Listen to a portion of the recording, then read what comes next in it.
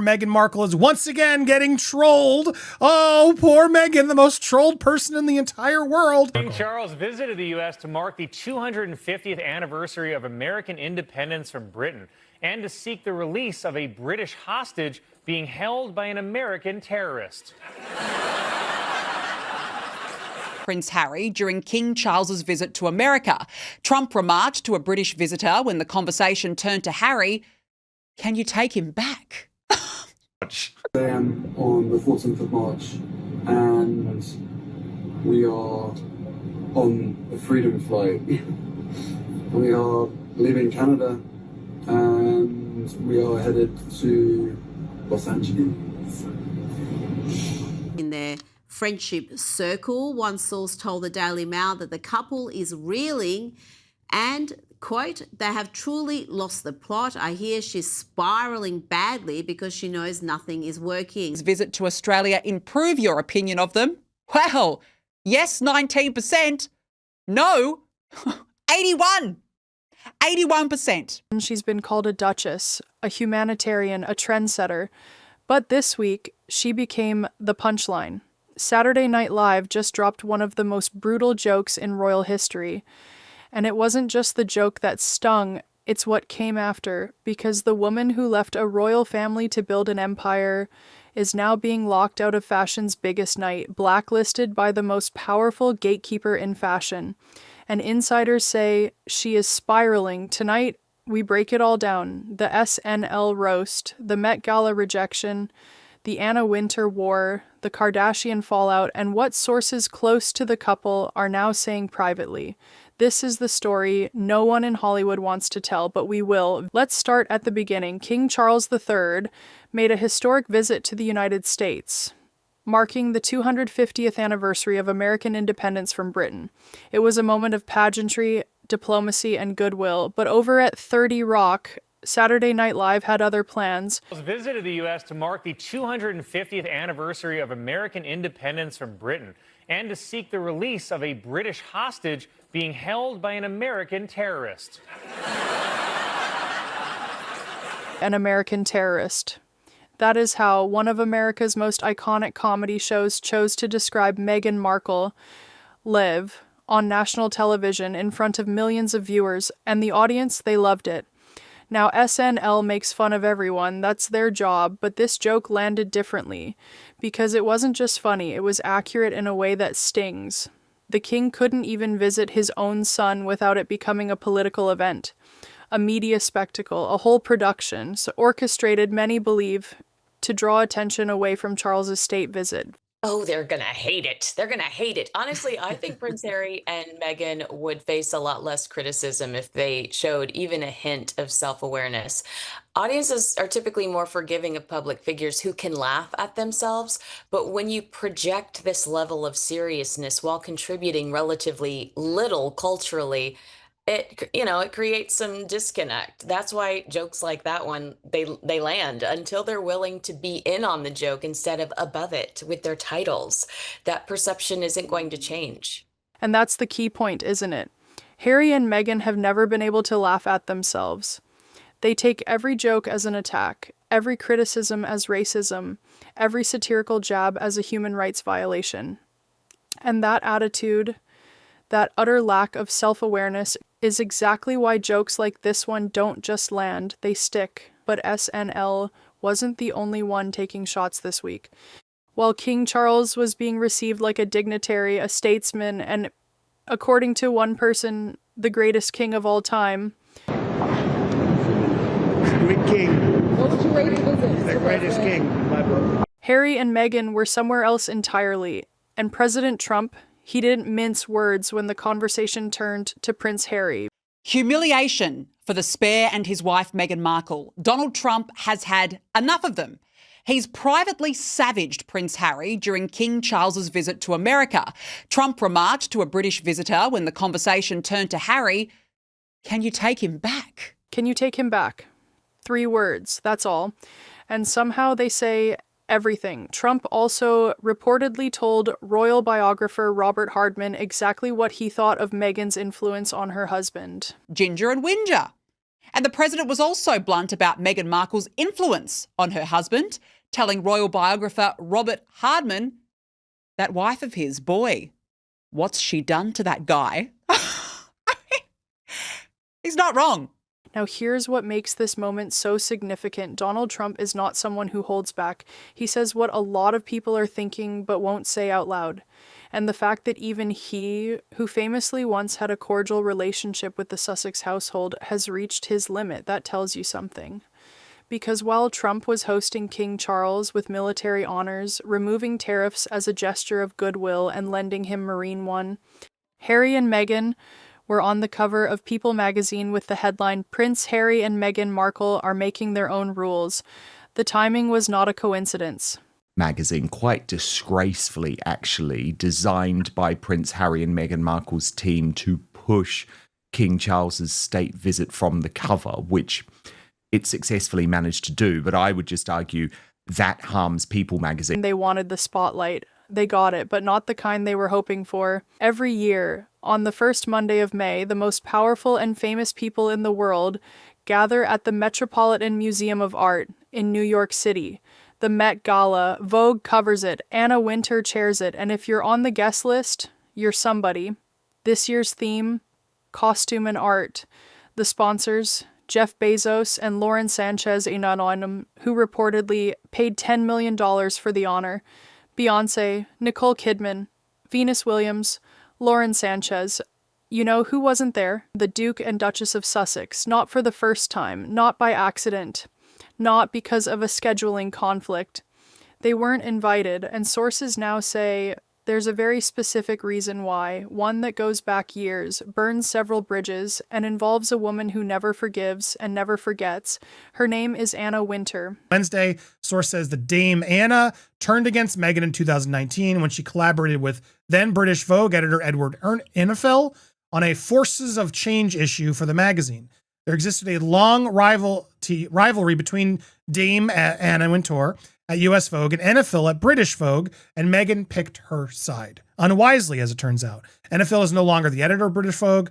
Wintour has stepped aside from day-to-day editing US Vogue, but remains global editorial director and chief content officer at Condé Nast, and seems more powerful than ever. Meghan pleaded her allegiance to Enninful, which upset Anna, says the source, adding, Anna hates her. Meghan doesn't want to pay and never returns. Meghan doesn't want to pay and never returns things. I totally buy that. And you got to sometimes pay to go to the Met Gala and do stuff. And she wants it all for free. She wants to keep everything she gets, and designers can't afford to do that for her. Also, Anna loves the royal family. She is a dame. Anna would have hatred, how they would have hated how the Sussexes have handled their exit from the firm. Worrying for Meghan, the famously icy Wintour apparently never forgives or forgets. So even though Meghan's friendship with Enninful is also at an end, for reasons which are still unclear, there seems to be no way for Meghan to return to Anna's. Let that sink in. In 2019, when Meghan was still riding high on royal goodwill and Netflix deals, she made a choice. She chose to collaborate with Edward Enninful, the then editor of British Vogue, on a guest-edited issue called Forces of Change. It was celebrated at the time. It seemed like a smart move. But there was one problem. Edward Enninful and Anna Wintour had a long-standing rivalry, and by siding with Enninful, Meghan effectively told the most powerful woman in fashion, "You don't matter." Enninful is no longer the editor of British Vogue. Wintour? She stepped back from day-to-day editing, but remained global editorial director and chief content officer of Condé Nast, more powerful than ever. And Meghan? She's been on the outside of the fashion world's most exclusive circles ever since. I mean, I thought it was incredibly odd that the same year she had multiple seasons of a reality show on Netflix with Love Meghan, she wasn't invited to the Emmys. So I do think we're seeing a pattern here of them being rejected by Hollywood. And with this particular scenario, it's fashion's biggest night. Meghan should have pursued this ticket with a vengeance and used this opportunity to launch her influencer app instead of using the bodies of Bondi Beach victims. That would make so much more sense to launch that app at something like the Met Gala where the entire world is watching. Why would Meghan why not use the billionaires? Why use the sick and vulnerable is, I think, the common sense question. And it's not just the Emmys or the Met Gala. Remember when Meghan showed up uninvited to a Balenciaga show in Paris? Narrative by attending the Balenciaga show in Paris last year, for instance, didn't result in any. In fact, people were mad that this happened. They called her out for it. Cringingly, Balenciaga director let it slip how the embarrassing fact that the Duchess rang up and asked if she could come to his show. She called and asked to attend. That is not how the elite fashion world works. You don't ask, you get asked. And the fact that she had to reach out herself and then it became public was described as cringeworthy by insiders. The best she's managed in recent months, a cover on Harper's Bazaar in 2025. And even that, sources say, was a fumbled opportunity. Because instead of promoting her as ever brand, she spent the interview talking about pursuing a career that felt authentic and her pursuit of fun over perfection. In other words, a lot of words, very little substance.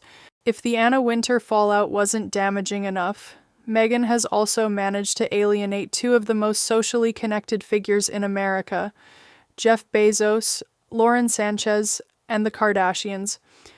Let's start with Bezos and Sanchez. Lauren Sanchez, journalist, pilot, astronaut, and wife of one of the world's richest men, is exactly the kind of person Meghan should have cultivated as an ally.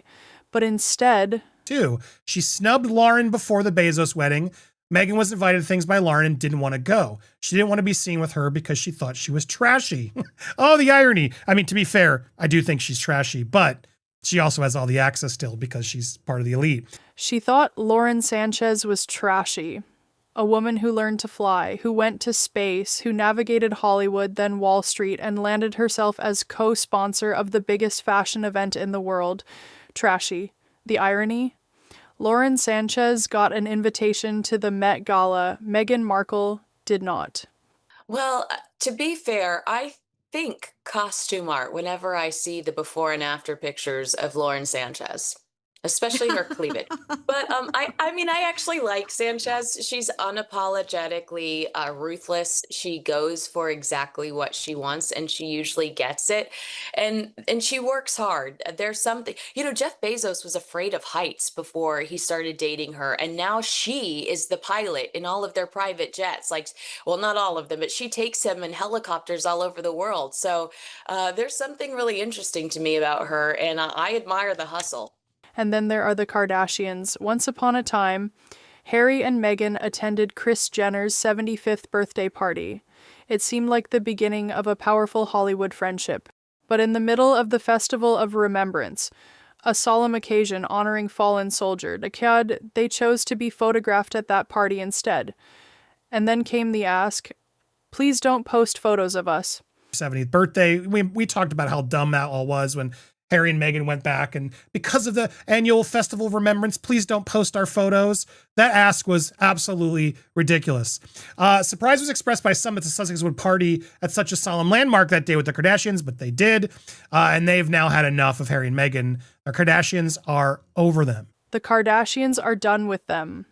And here's why that matters, beyond the obvious social fallout. The Kardashians are among the most followed people on the planet. If you're trying to build a lifestyle brand on social media, which is exactly what Meghan is doing, those are the connections you need. Kris Jenner hasn't liked a single post on Meghan's Instagram since last year. That's not an accident, that's a message. So we have the SNL roast, the Met Gala lockout, the Winter freeze out, the Bezos snub, the Kardashian cold shoulder, and now sources close to the couple are speaking out. What they're saying is not pretty. Friendship circle. One source told the Daily Mail that the couple is reeling and, quote, they have truly lost the plot. I hear she's spiraling badly because she knows nothing is working. The whole thing about her as ever stuff selling out isn't true anymore. I don't think either of them are happy. Spiraling badly.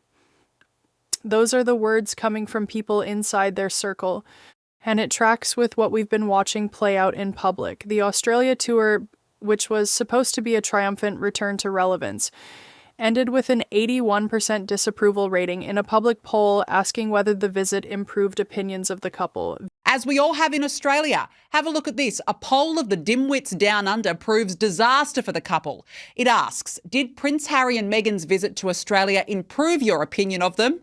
Well, yes, 19%. No, 81. 81%. 81%. That's not a bad day. That's not a PR misstep. That is a systematic collapse of public trust. And then there was the clothing controversy.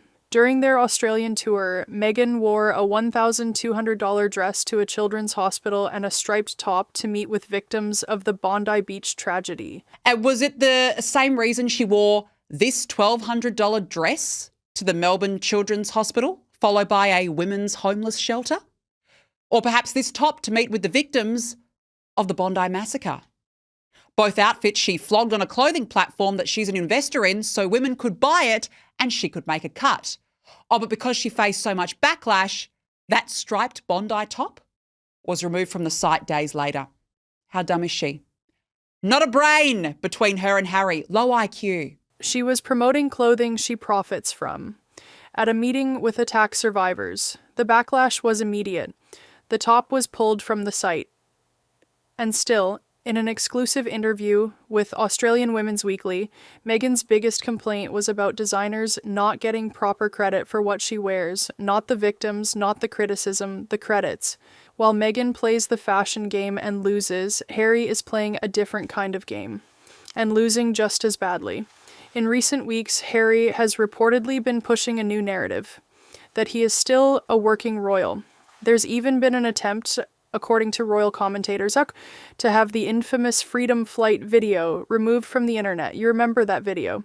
Harry filming himself on a private jet, announcing he was leaving Canada for Los Angeles, calling it a freedom flight, celebrating with his family. I am on the 14th of March, and we are on a freedom flight.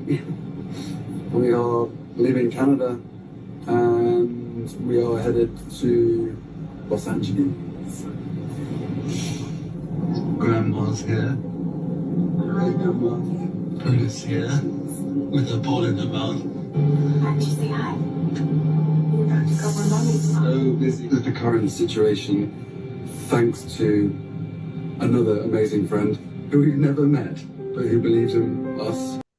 That was the moment he declared himself free of the monarchy, free of the institution, free of the prison, as he called it. And now he wants to call himself a working royal.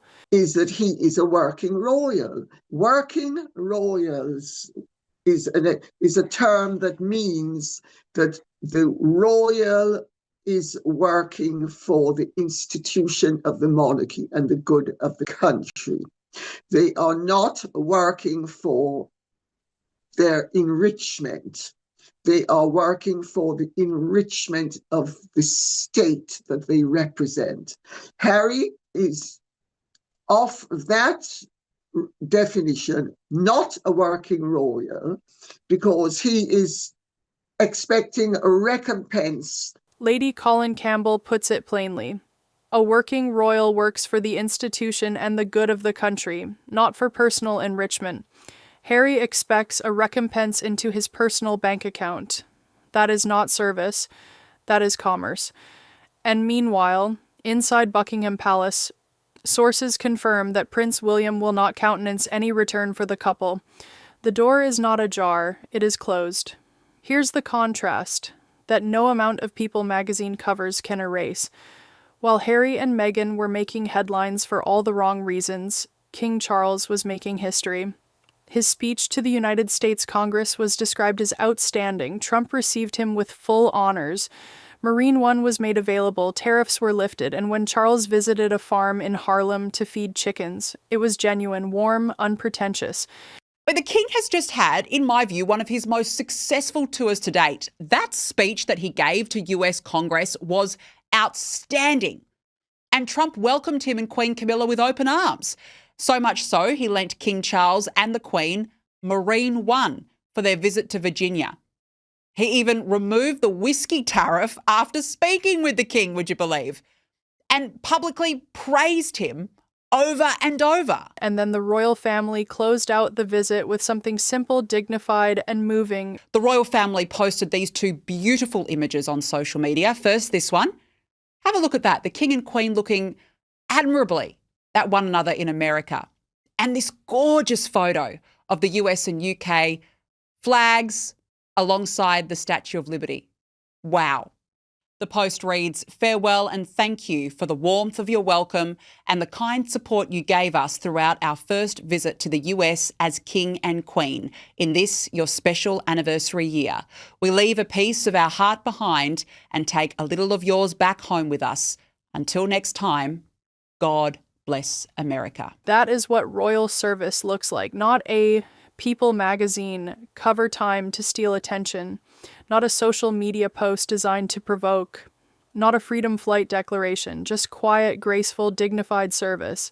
The contrast couldn't be more stark. So after all of this, the SNL roast, the Met Gala blacklist, the winter feud, the Kardashian fallout, the Australia disaster, the spiraling insider reports, is there any path forward for Harry and Meghan? Analysts are skeptical. The problem isn't any single mistake, it's the pattern. Every time a door opens, they close it themselves. Every time a powerful figure extends goodwill and it curdles within months, Anna Wintour, the Kardashians, Lauren Sanchez, Netflix, the royal family, Trump, the Australian public. Just let her die a slow death. Let people fall out of interest. Let her products bomb. Even the hate watching, I feel like, allows her to victimize herself in a way that doesn't help. Now, you could say the same thing about me. Andy, why do you keep making videos? It's a fair point. But, when she puts herself out there and this news comes out, I do like to give it to you. But there's a part of me that thinks we all should just, back off a bit, because I do think that'll stop. The hatred for Meghan is all over the place. She has burned way too many bridges, so it doesn't surprise me at all. And hence why we're getting jokes like this, because the tragic irony is this: Meghan thought Lauren Sanchez was trashy. Lauren Sanchez is now the co-sponsor of the Met Gala. Meghan thought the royal family was a prison. The royal family just completed one of the most successful state visits in decades. Meghan thought Hollywood would embrace her. Hollywood didn't even send an invite. Saturday Night Live called Meghan Markle an American terrorist, and the audience laughed, not because she's a bad person, not because people want to see her fail, but because the joke works, because the story writes itself, because when you burn every bridge, close every door, and alienate every ally, eventually you're left standing alone, and the punchline writes itself. That's everything for today's coverage. If you want to stay up to date on all things royal family, hit subscribe, turn on that notification bell, and drop your thoughts in the comments below. Do you think there's any way back for Harry and Meghan? Or is this truly the end of their Hollywood dream? Let us know. We read every single comment. We'll see you in the next one.